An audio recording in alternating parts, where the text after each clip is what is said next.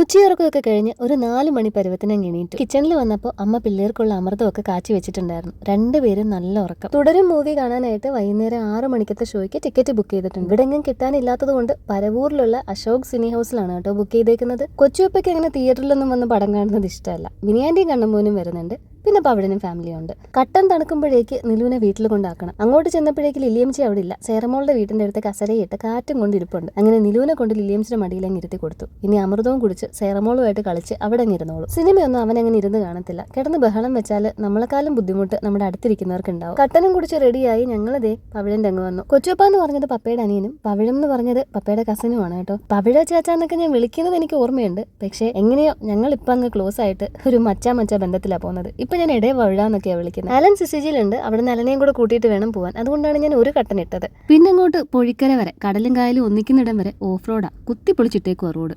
6 മണിക്കുള്ള സിനിമ തുടങ്ങാൻ 10 മിനിറ്റ് ഉള്ളപ്പോഴത്തേക്ക് അഹങ്കാരം കൊണ്ട് അടുത്തുള്ള ചായക്കടയിൽ പോയി ചൂട് ചായയും ബജ്ജിയൊക്കെ വാങ്ങിച്ചു. ബജ്ജിയൊക്കെ കള്ളക്കടത്തിനായിട്ട് പൊതിഞ്ഞു കെട്ടി മിനിയാന്റിയുടെ ബാഗിൽ വെച്ചിട്ടുണ്ട് കേട്ടോ.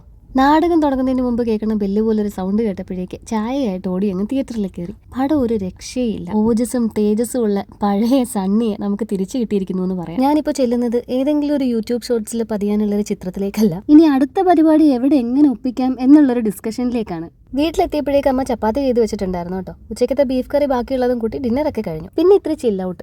12 മണി വരെ ഈ കുത്തിയിരുന്നത് ഈ ഒരു സർപ്രൈസ് ബർത്ത്ഡേ പാർട്ടിക്ക് വേണ്ടിയിട്ടാണ്. എൻ്റെ അനിയൻ കണ്ണമ്മോൻ്റെ ബർത്ത്ഡേ ആണ് ഇന്ന്. അവൻ്റെ പ്രിയപ്പെട്ടവരെല്ലാവരും കൂടെ അറേഞ്ച് ചെയ്യുന്ന ഒരു ചെറിയ കേക്ക് കട്ടിങ്. റോഡ് പണി ഇവിടെ നടക്കുന്നത് കൊണ്ടാണ് ഇവിടെ 2-3 ബാരൽ ഇങ്ങനെ വന്നത്. ഇത് കുക്കും ടീംസും ഒക്കെ കൂടെ കയറി ഇരുന്ന് ചളിക്കിയതാണ് കേട്ടോ. അതൊക്കെ അവന്മാർ നിവർത്തിയെടുത്തു കേക്ക് വെക്കാനായിട്ട്. കേക്കൊക്കെ സെറ്റ് ചെയ്ത് കഴിഞ്ഞപ്പോഴേക്ക് നിലു അങ്ങോട്ട് തുടങ്ങി. ഇന്നിപ്പോൾ എൻ്റെ ബർത്ത്ഡേ ആണ് പോലും. ദിനേഷിനെ വിളിക്കാനായിട്ട് കൂട്ടുകാരൻ ബായ് ഇതേ അവിടെ പോയി നിപ്പുണ്ട് വേലിക്കല്. ഞങ്ങളുടെ ദിനേഷിൻ്റെ ഒറിജിനൽ നെയിം രാഹുൽ റോയ് എന്നാണ് കേട്ടോ. കണ്ണനെ വിളിക്കും. കണ്ണനും ലൂയിസും 2 അനിയന്മാരാണ് എനിക്ക്.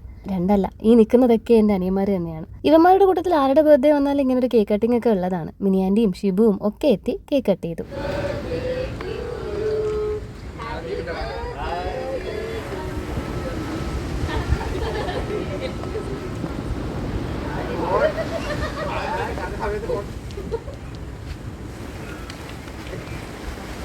ഞങ്ങളുടെ പാട്ടിനെക്കാളും ഒച്ചയിൽ തിര അടിക്കുന്നുണ്ടായിരുന്നു. അങ്ങോട്ട് ക്യാമറ തിരിച്ചിട്ട് കാര്യമില്ല, രാത്രി ഒട്ടും കിട്ടത്തില്ല. ഈ ഒരു ഷോട്ട്സിൻ്റെ ആദ്യം തന്നെ നിങ്ങൾ കണ്ടല്ലോ. ഇപ്പോൾ ഈ ഇടയായിട്ട് തിര ഇത്തിരി കൂടുതലാണ്. വീഡിയോ കോൾ ചെയ്തുകൊണ്ടിരുന്നവരൊക്കെ ചോദിക്കുന്നുണ്ടായിരുന്നു കേട്ടോ, എടാ മുന്തിരി നിനക്ക് ഉറങ്ങണ്ടേന്ന്.